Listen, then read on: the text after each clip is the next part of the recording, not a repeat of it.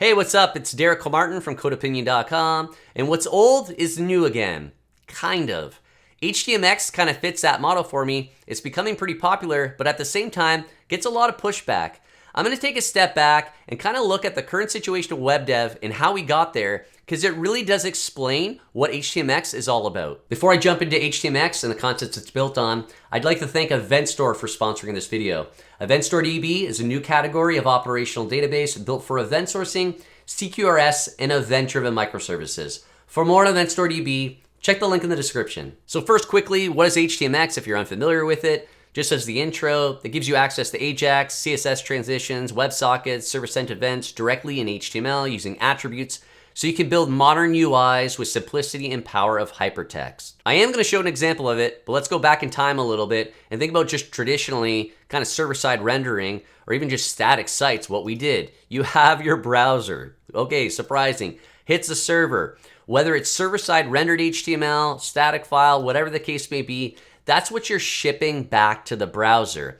These could be full page reloads, whatever the case may be, but you're shipping HTML. Now, I feel like I have to say this because I'm an old guy, but half of my career and what I consider kind of the entry of the web has been server-side rendering, whether it be PHP, Perl, Cold Fusion, all these other things where you're still rendering HTML, shipping that. Now that payload could include JavaScript, which was ultimately rendered when the page load and executed, and that's when you start getting things into jQuery. But once we got past that, where did we land? With the API of the XML HTTP request, or XHR, or what people call Ajax, we decided as an industry for some reason to, instead of think of the browser as the rendering engine necessarily that executes and makes requests, rather we're gonna just have pure JavaScript do everything for us so that we don't have full page reloads, that there's more interactivity. So instead of requesting HTML from the server, what we started doing instead was returning JSON or any type of structured data, hence it was called XML HTTP request to begin with, and then we can take that JSON, we can then mutate it and transform it into something other, some other shape, something else we want to use that we can then use within whatever framework or library we're using on our client side, which ultimately is turning that and manipulating the DOM. There's one big distinction that I think happened where we started treating resources as database records where previously we didn't. A resource, some URI for some route, ultimately that, if you're returning HTML, was the page. And I'll get into the more in a second here. But then when we started making actual HTTP calls via JavaScript, we started more treating those very differently and thinking of it more so as data and database records, as entities in our system, rather than thinking as a resource as being really a composition of a bunch of things. So as an example, if we're returning JSON of, say, for example, an order and thinking about it that way, this is what we might return. So we have an order, the order ID, when it was placed, kind of that date time, the total amount of the order, maybe a status, and a customer ID that we then have to relate to some other customer resource that we have. But if you jump back in time to server-side rendering, this is more what it would look like. I'm excluding a lot of stuff here, but we have all the exact same information. We have the order number, we have when it was placed, the status, the total. I'm also including the customer. My name was the customer. Important aspect of this, I'm also linking out with an anchor tag the way that you can actually view that. So you just be clicking the link, then your browser would be navigating to view that customer. I also included a form here that has a method of post, an action of this particular route to actually cancel the order, where you have a select box where you're actually selecting what the reason is for canceling the order, then a submit button. This is very different of what I'm representing, like how I'm sending this down, but it's ultimately the same information. Now there's two key differences of what we changed when we're doing server-side rendering versus returning JSON, is that they're the exact same data of what we were trying to include, but they're different representations of that data. One was in HTML, one was in JSON.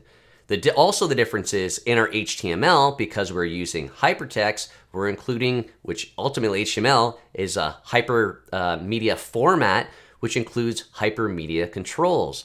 That link is telling your browser, here's something else you can do. You can click this and navigate, and it knows, okay, I'm making a GET request to this URI that you provided in the href.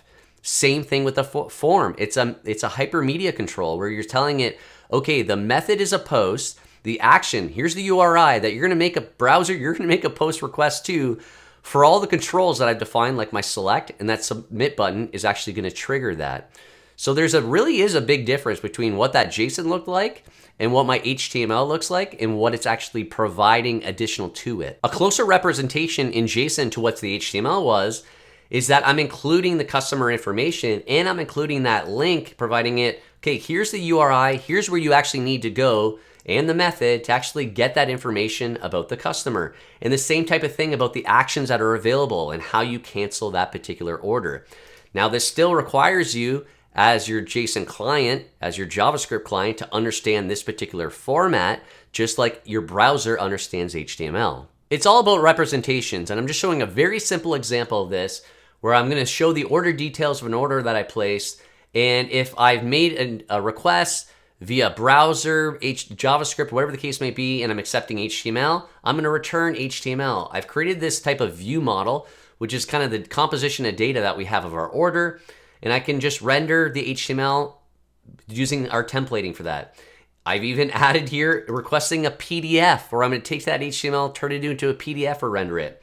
Otherwise, I'm just gonna serialize it to JSON and return that. And here's our example where if I'm requesting text HTML, guess what I get back? I get HTML, a representation of that, of our order.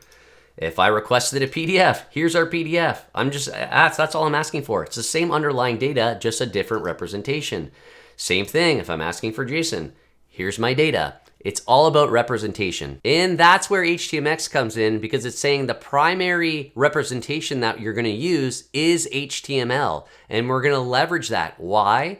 Because we can see the ideas of hypermedia controls, but let's extend that even farther. Let's really leverage and double down on that so that we can return HTML, but still have that interactivity that we're using for things like JavaScript and JSON. So that's why you see on HTMX's homepage, the motivation is why should only anchor tags and forms be able to make HTTP requests? And why should only click and submit events trigger those HTTP requests? And why should we only get and post available, the methods available to us?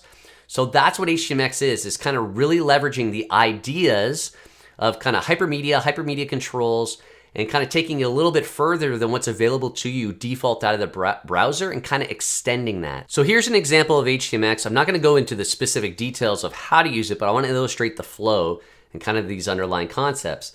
So here's our original state that we're going to show. We're going to just be showing this click to edit form here. So here's our actual demo.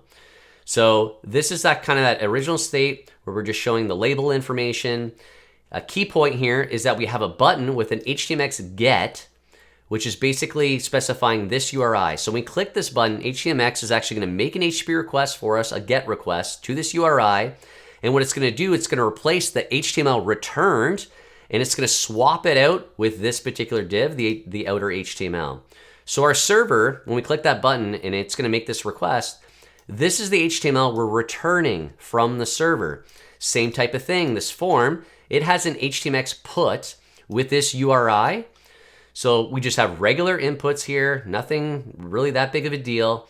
And when we click our button to submit, HTMX is gonna take, it's gonna actually make an HTTP put request method to this URI, passing all the data that from our form, just like a regular form. As well here is if we click cancel, this particular button is just gonna make a GET request back to this particular URI, which is kind of going back to that initial state. So it's kind of doing all the HTTP requests for us. That's kind of the benefit of it. We're returning HTML. So once we actually do our submit, we kind of go back into this is what's actually going to get returned from us. So let's actually run the demo. All right, so here's the demo. I'm going to run it. It actually kind of shows you the request. So here's our initial state. This is our HTML that represents this. I'm going to click to edit. Now you can see we made a GET request to context1 edit, which returned, this is the HTML response that it returned. And it kind of updated the outer HTML. So when I click submit, again, like I said, we're gonna make a put request and do the swap. So I'm gonna click submit. Now we can see it made the put, and here it returned us basically back the HTML. That was the exact same thing as our initial state. That's why I said what's old is new again, kind of, because we kind of lost our way with really leveraging HTML and using kind of JSON and manipulating the DOM, using libraries and frameworks, etc. So the thing is that you might be saying, well, I absolutely have to return JSON because it's not just JavaScript or a browser using it. I have other third-party consumers. Then sure, nobody's suggesting to use HTMX for something like that. However, if you're really leveraging HTML and you want to return that as your representation and use something like HTMX, which includes HTMX in the response, then maybe that's entirely suitable kind of in your context. It really depends. I just think a lot of applications, web applications, are built returning JSON, doing all this transformation when you really don't necessarily need to be returning JSON, and that's when this can really fit in. But hopefully even just thinking about hypermedia and hypermedia formats, regardless of HTML or not, or JSON, kind of gives you some different ideas. So explore that a little bit. And if you want to chat with other software developers about topics like this, you can join my channel and get access to a private Discord server. The link's in the description. If you did find this video helpful, please give it a thumbs up. If you have any other thoughts or questions, make sure to leave a comment. And please subscribe for more videos on software architecture and design. Thanks.